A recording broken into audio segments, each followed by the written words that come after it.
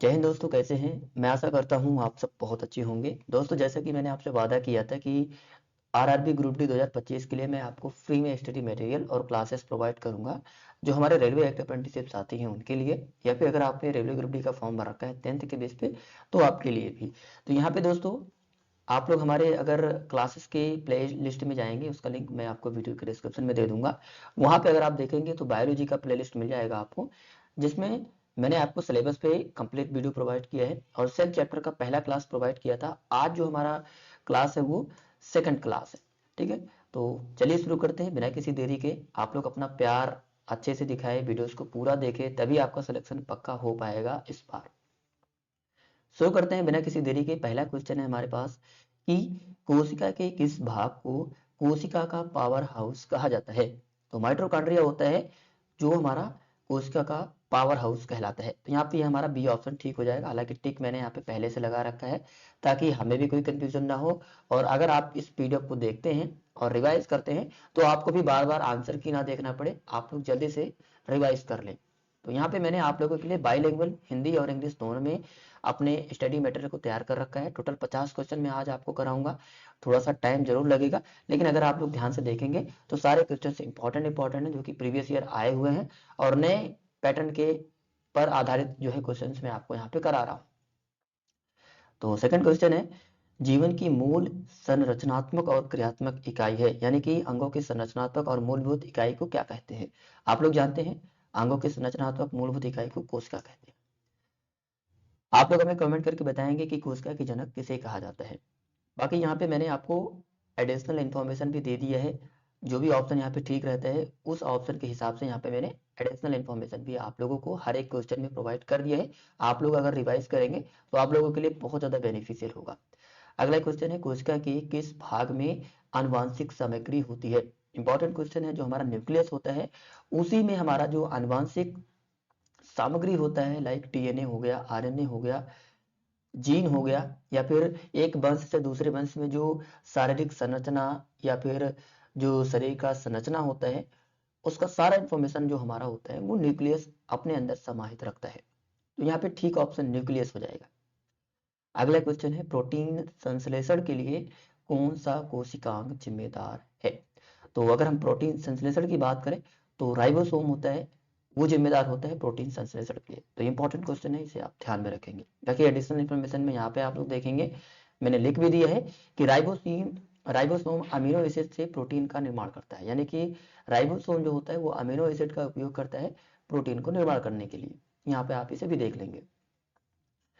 अगला क्वेश्चन है, कौन सी कोशिकीय संरचना पदार्थों के प्रवेश और निकास को नियंत्रित करता है? बढ़िया क्वेश्चन है। जो हमारा सेल मेम्ब्रेन होता है, यानी कि जो कोशिका झिल्ली होती है, ये एक प्रकार का ऐसा झिल्ली होता है जो हमारे कोशिका के लिए इंपॉर्टेंट चीजें होती है उसी को अंदर आने देता है, बाकी किसी को आने नहीं देता है।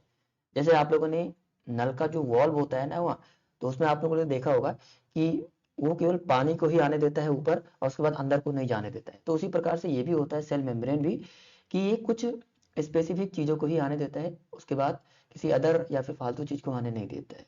तो यहाँ पे कोशिकीय संरचना पदार्थों के प्रवेश और निकास को नियंत्रित करता है, वो हमारा सेल मेम्ब्रेन होता है। यहाँ पे हमारा ए ऑप्शन ठीक हो जाएगा। अगला क्वेश्चन है, केवल पौधों की कोशिकाओं में पाए जाने वाले और प्रकाश संश्लेषण में शामिल कोशिकांग कौन सा होता है? प्रकाश संश्लेषण में आप लोग जानते हैं जो क्लोरोप्लास्ट होता है वो शामिल होता है। पत्तियों को हरा रखने में भी क्लोरोप्लास्ट का बहुत बड़ा योगदान होता है। तो यहाँ पे हमारा बी ऑप्शन ठीक हो जाएगा। अगला क्वेश्चन है, कोशिकीय श्वसन कहाँ पे होता है? वेरी इंपॉर्टेंट क्वेश्चन, कई बार एग्जाम में पूछा हुआ है, इसको आप ध्यान में रखेंगे। जो कोशिकीय श्वसन होता है वो माइटोकॉन्ड्रिया में होता है, तो इसे आप ध्यान में रखेंगे। अगला क्वेश्चन है, गाल्जी तंत्र का कार्य क्या होता है? जो गोल्जी अपर्चर्स होते हैं उनका कार्य क्या होता है? तो प्रोटीन का संशोधन और पैकेजिंग करने के लिए हमारा जो गोल्जी तंत्र होता है वो जिम्मेदार होता है। तो यहाँ पे हमारा पी ऑप्शन ठीक हो जाएगा। जो भी कैंडिडेट्स इंग्लिश मीडियम से हैं वो यहाँ पे इंग्लिश अपना पढ़ लेंगे। यहाँ पे इसलिए मैंने दोनों लैंग्वेज में अपनी स्टडी मटेरियल को यहाँ पे प्रिपेयर किया है। अगला क्वेश्चन है, पौधों की कोशिका को आकार और सहारा कौन प्रदान करता है? तो जैसे हमारे शरीर में क्या होता है ना कि जो शरीर को ढांचा देने का काम करता है वो हड्डी करता है, उसी प्रकार कोशिका को अगर संरचना और आकार या फिर सहारा देने का जो काम करता है वो सेल वॉल करता है। तो यहाँ पे आप ध्यान में रखेंगे, हमारा सी ऑप्शन ठीक हो जाएगा। अगला क्वेश्चन है, प्रोटीन संशोधन और परिवहन का स्थल कौन सा कोशिकांग है? तो अगर हम इसकी बात करें तो जो एंडोप्लाज्मिक रेटिकुलम होता है यानी कि ईआर होता है, वही हमारा यहाँ पे प्रोटीन संशोधन और परिवहन स्थल जो है कौन सा कोशिकांग है, ये ऑप्शन हमारा ठीक हो जाएगा। तो यहाँ पे ए ऑप्शन ठीक हो जाएगा। जो एंडोप्लाज्मिक रेटिकुलम होता है आप जानते हैं, एक तो खुरदरी होता है और एक रफ होता है, ठीक है। तो यहाँ पे जो खुरदरी एंडोप्लाज्मिक रेटिकुलम होता है वो प्रोटीन को संशोधित और परिवहन का काम करती है। अगला जो क्वेश्चन है, कोशिका में किस संरचना के द्वारा हानिकारक पदार्थों का विसहरण किया जाता है? तो जो चिकनी एंडोप्लाज्मिक रेटिकुलम होता है, यहाँ पे जो खुरदरी होता है वो आपने देखा कि प्रोटीन को संशोधित और परिवहन करने का काम करती है। लेकिन जो चिकनी एंडोप्लाज्मिक रेटिकुलम होता है, ध्यान से अगर आप देखेंगे तो वो जो हानिकारक पदार्थ होते हैं उनको वो अपने अंदर एब्जॉर्ब करने का काम करता है। तो यहाँ पे जो स्मूथ एंडोप्लाज्मिक रेटिकुलम है वो ऑप्शन यहाँ पे हमारा ठीक हो जाएगा। अगला जो क्वेश्चन है, निम्नलिखित में से कौन सा एक अर्धपारगम्य झिल्ली है? तो जो सेल मेम्ब्रेन होता है वही हमारा यानी कि सेमी परमिएबल मेम्ब्रेन होता है, ठीक है। सेल मेम्ब्रेन यहाँ पे ऑप्शन ठीक हो जाएगा। अगला क्वेश्चन है, किस कोशिकांग को कोशिका का आत्मघाती थैली कहा जाता है? इंपॉर्टेंट है, मैंने आपको पिछले क्लास में भी बताया था, लाइसोसोम को ही कोशिका का आत्मघाती थैली कहा जाता है। अगला क्वेश्चन है, राइबोसोम का कार्य क्या है? राइबोसोम का कार्य होता है कि वो प्रोटीन का संश्लेषण करने में ही राइबोसोम का मुख्य कार्य होता है। यहाँ पे मैंने एडिशनल इंफॉर्मेशन में आपके लिए ऐड भी किया हुआ है कि राइबोसोम वह स्थान है जहां एमिनो एसिड से प्रोटीन का संश्लेषण होता है। अगला क्वेश्चन है, किस कोशिकांग में कोशिका की आनुवांशिक सामग्री होती है? जो न्यूक्लियस होता है उसी में ही हमारी आनुवांशिक सामग्री संरक्षित होती है या फिर संग्रहित होती है। अगला क्वेश्चन है, निम्नलिखित में से कौन सा कोशिकांग कोशिकीय पाचन में मदद करता है? तो लाइसोसोम जो होता है वो कोशिकीय पाचन में मदद करता है। अगला क्वेश्चन है, किस कोशिकांग को कोशिका का नियंत्रण केंद्र कहा जाता है? तो जो न्यूक्लियस होता है उसे कोशिका का नियंत्रण केंद्र भी कहा जाता है, यानी कि कंट्रोल सेंटर कहा जाता है। अगला क्वेश्चन है, किस कोशिकीय संरचना के द्वारा प्रोटीन का परिवहन किया जाता है? तो जो गोल्जी एपार्चर्स होता है ना, वही उसी को ही प्रोटीन का परिवहन कहा जाता है। तो यहाँ पे हमारा ए ऑप्शन ठीक हो जाएगा। अगला क्वेश्चन है, कोशिका में उपस्थित द्रव जैसा पदार्थ क्या कहलाता है? तो जो साइटोप्लाज्म होता है कोशिका में, जो द्रव जैसा यानी कि आप यूं कह सकते हैं कि जो कोशिका द्रव्य होता है ना, उसको कौन सा पदार्थ या फिर कौन सा पदार्थ कहलाता है? तो वो साइटोप्लाज्म कहलाता है। तो इस बात का आपको ध्यान में रखना है। अगला क्वेश्चन है, कोशिका के भीतर सामग्री के परिवहन की अनुमति कौन सी संरचना देती है? तो जो एंडोप्लाज्मिक रेटिकुलम होता है वही जो अनुमति देता है। यहाँ पे हमारा ई आर ऑप्शन हो जाएगा, एंडोप्लाज्मिक रेटिकुलम, यानी कि बी ऑप्शन ठीक हो जाएगा। अगला क्वेश्चन है, माइटोकॉन्ड्रिया का मुख्य कार्य क्या होता है? आप लोग जानते हैं माइटोकॉन्ड्रिया का जो मुख्य काम होता है वो एनर्जी का प्रोडक्शन करना, यानी कि ऊर्जा उत्पादन मेन काम इसका होता है। अगला क्वेश्चन है, लिपिड संश्लेषण के लिए कौन सा कोशिकांग जिम्मेदार है? तो जो स्मूथ एंडोप्लाज्मिक रेटिकुलम होता है वही उसी का मेन काम होता है लिपिड संश्लेषण के लिए जो है वो जिम्मेदार होता है। तो यहाँ पे स्मूथ एंडोप्लाज्मिक रेटिकुलम ऑप्शन हमारा ठीक हो जाएगा। अगला क्वेश्चन है, साइटोस्केलेटन की भूमिका क्या है? तो साइटोस्केलेटन की अगर हम मुख्य भूमिका की बात करें तो कोशिकीय गति और संरचना यहाँ पे इसका मुख्य भूमिका हो जाता है।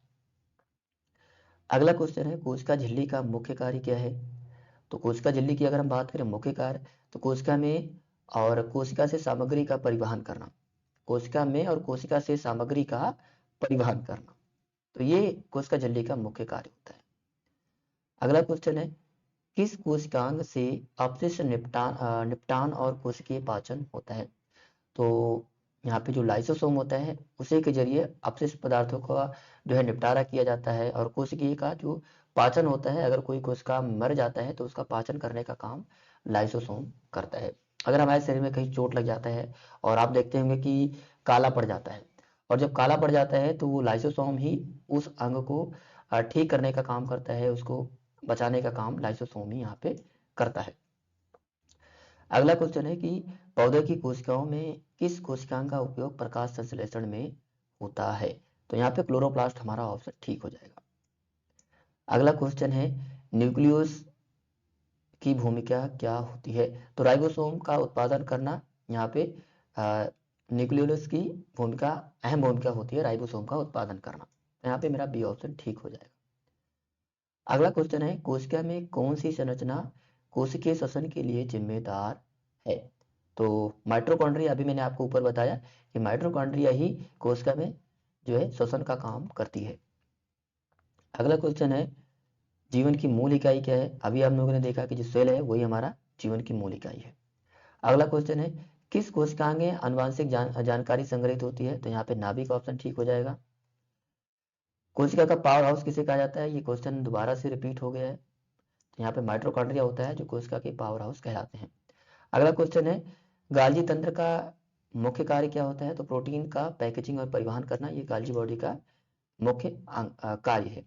एंडोप्लाज्मिक रेटिकुलम का कार्य क्या है? तो प्रोटीन संश्लेषण और लिपिड का उत्पादन, ये एंडोप्लाज्मिक रेटिकुलम का मुख्य कार्य है। तो यहाँ पे ए ऑप्शन ठीक हो जाएगा। अगला क्वेश्चन है हानिकारक पदार्थों को विषमुक्त करने का कार्य कौन करता है?